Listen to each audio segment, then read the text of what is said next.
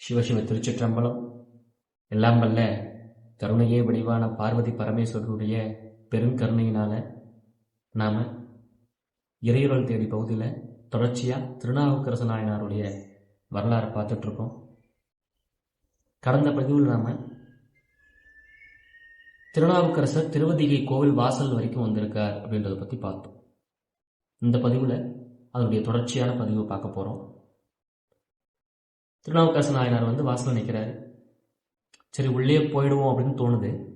இருந்தாலும் அவருக்கு நம்ம தான் சமணனாச்சே, எப்படி கோவிலுக்குள்ளே போகிறதுன்ற ஒரு சிந்தனையும் வருது. ஆனால் வழியுடைய வேதனை அவரையும் ரொம்ப பாடாப்படுத்துது. படுத்தும்போது அவர் இப்பா இதெல்லாம் பெருசு கிடையாது, போய் எப்படியா இருந்தாலும் அக்காவை பார்த்துருவோம் அப்படின்னு சொல்லிட்டு கோயிலுக்குள்ளரையும் போயிடுறாரு. போகிறப்ப இவங்க சிவபெருமானுக்கு எதிரில் மனமுருகி வேண்டிக்கிட்டு இருக்காங்க. யாருன்னு பார்த்தா நம்ம திலகவதி அம்மையார். போய் அக்கா அக்கான்னு கூப்பிடுறாரு. இவருடைய வழியால கூப்பிடுற சத்தம் கூட பெருசா வெளியில வரல. நமக்கே உடம்புக்கு முடியலன்னா என்ன பண்ணுவோம்? சாதாரணமா இருக்க மாதிரி பேசுவோமா? முடியாது இல்லைங்களா? அதனால அவரும் ஒரு நாள் 2 நாள் இல்லை, ஒரு வாரம் 2 மாசம் இல்லை, வருஷக்கணக்கா அந்த வழியால அந்த வேதனையால துடிச்சுக்கிட்டு இருக்காரு. அதனால அவருடைய உடம்புல சக்திகள் எல்லாம் ரொம்ப குறைவாகி போச்சு. அந்த காலகட்டத்தில் அவரால் வேகமாக கூட கூப்பிட முடியல.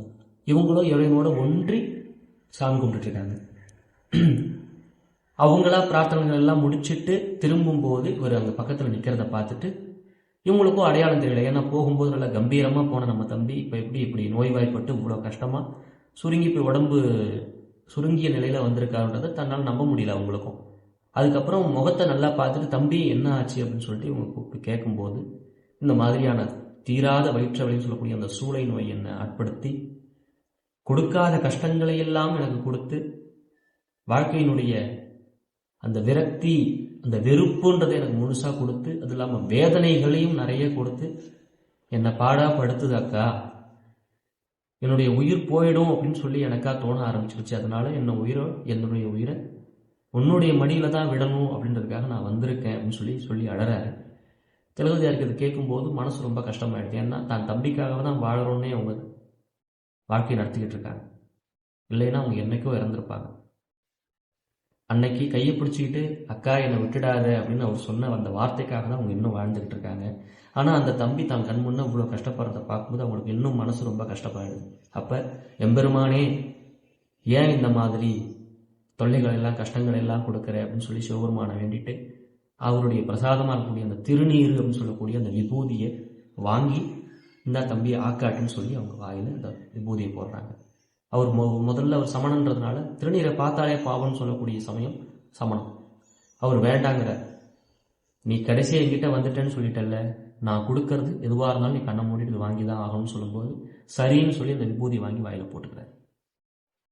என்ன ஒரு ஆச்சரியம்னா, ஏதேதோ மருந்துகள், வெளிநாட்டு மருந்துகள், உள்நாட்டு மருந்துகள் எல்லாம் சாப்பிட்டு எவ்வளவோ விதமான கஷாயங்களையும் சோர்ணங்களையும் சாப்பிட்டு அதனால குறையாத அந்த வலி அந்த விபூதி உள்ள போன அடுத்த நொடியே குறைய ஆரம்பிக்குது.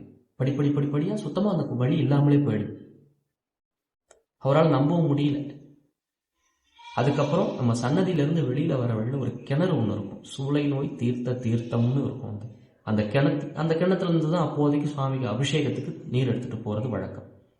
அந்த கிணத்துல இருந்து வாளியில நீர் இறைச்சி கொஞ்சமா தண்ணி கொடுத்து இந்த தண்ணியை குடி முதல்ல அப்படின்னு சொல்லி கொடுக்குறாரு. அதுக்கப்புறம் பேசு, தாகத்தை தீர்த்துக்கோ அப்படின்னு சொல்லி தண்ணி கொடுக்குறாரு.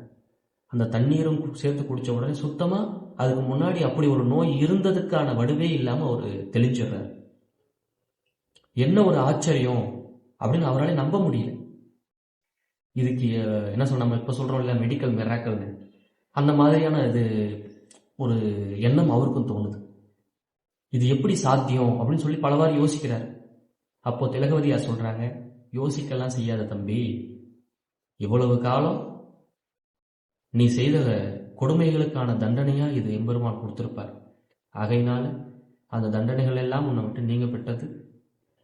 இதுக்கப்புறமாவது நீ மீண்டும் சைவம் சார்ந்து இனி புண்ணியங்களை செய் அப்படின்னு சொல்லி அவங்க ஆலோசனை சொல்றாங்க. அதாவது ஆணையா சொல்றாங்க.